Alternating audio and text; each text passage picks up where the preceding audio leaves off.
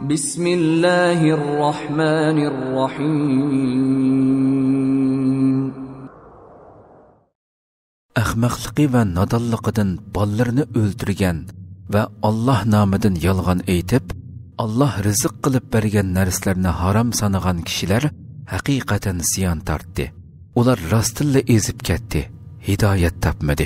Allah bedişlik ve bedişsiz bağlarını berpa kılgan, meyveleri birbiriga o'xshamaydigan xurma daraxtlarini, ziroatlarni, yaproqlari birbiriga o'xshaydigan, mevasi va ta'mi o'xshamaydigan zaytun va anarni yaratgan zotdir.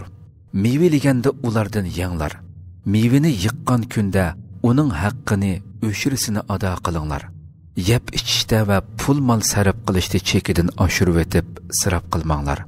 Chunki Alloh isrof qilguvchilarni yoqtirmaydi. Çarvulardan yük to'shaydiganlarini, yatqizib bo'g'izlandiganlarini yaratgan Allohdir. Allah sizlarga rizq qilib bergan narsalardan yanglar. Shaytonning orqasiga kirmanglar. Chunki shayton sizlarga o'p-o'chuq dushmandir. Erkak kishi 8 hayvonni Allah yaratdi. Qo'ydan 2, qo'chqar va sog'liq.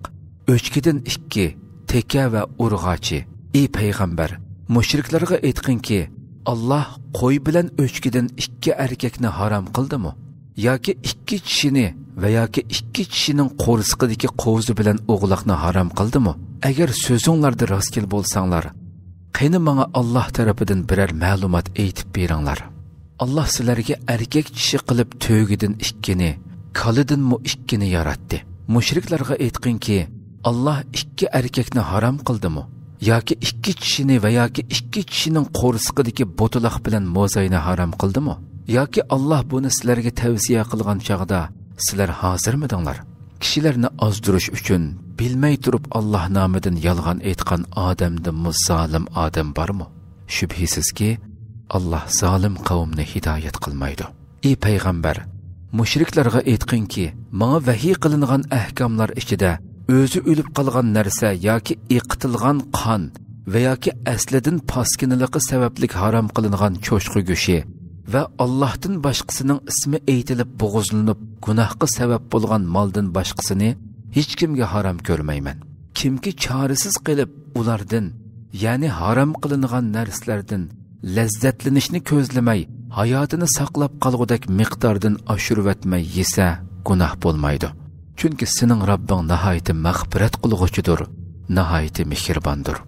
Yahudilarga tom to'yoqliq hayvonlarning hammasini harom qildik.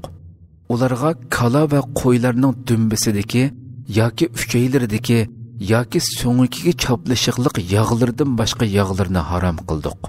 Ular haddidan oshganligi uchun shu pok narsalarni harom qilish orqali ularni jazoladik.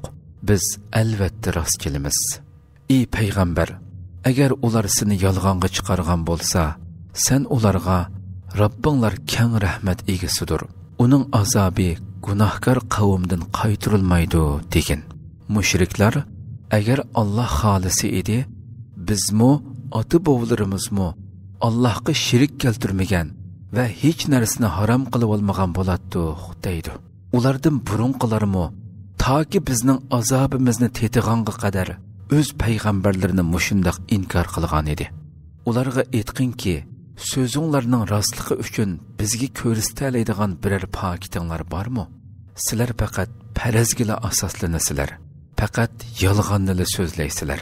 Ey payg'ambar, ularga aytqinki, sizlarning pokitinglar bo'lmasa, Allohning yetarli pokiti bor.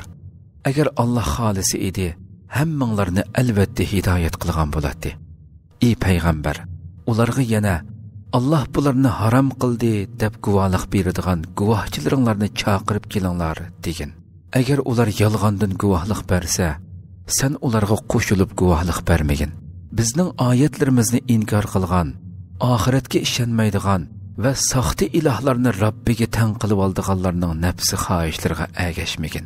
Ey payg'ambar, ularga aytqinki, kelinglar, Robbinglarning sizlarga nimalarni harom qilganligini o'qib beray. Sizlar Allohga hech narsani shirik keltirmanglar. Ota-onanglarga qilishga tegishlik xizmatni voyaga yetkazib qilinglar. Namratlik tufaylidan balanglarni o'ldirmanglar. Biz sizlarga ularga rizq beramiz. oshkora va yushurun qabih ishlardan hech biriga yaqinlashmanglar. Allah o'ldirishni harom qilgan jonni o'ldirmanglar. Faqat haqliq ravishda o'ldirish buningdan mustasno. Aqlinglarni ishiltishinglar uchun Allah sizlarga bu ishlarni tavsiya qildi. Sizlar yetimning mol-mulkiga yaqin kelmanglar. Faqat u balog'atga yetganga qadar eng foydali usulda yaqin kelsanglar bo'ladi. O'lchamni va tarozini adolat bilan qo'llaninglar. Biz hech qanday odamga kuchi yetmaydigan ishni yuklamaymiz. Birovga hukm qilish yoki guvohlik berish uchun so'z qilgan cheg'inglarda u odam urug' tuqquninglar bo'lgan taqdirdami adolatli bo'linglar. Allohga bergan ahdiga vafo qilinglar. Mas'uliyatinglarni esinglarda tutishinglar uchun Allah sizlarga bu ishlarni tavsiya qildi. Shaksizki bu mening to'p-to'g'ri yo'limdir.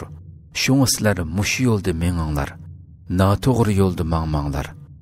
Bo'lmasa u noto'g'ri yo'llar sizlarni Allohning yo'lidan ayirib etadi. Yomon oqibatdan saqlanishinglar uchun Allah sizlarga bu ishlarni tavsiya qildi.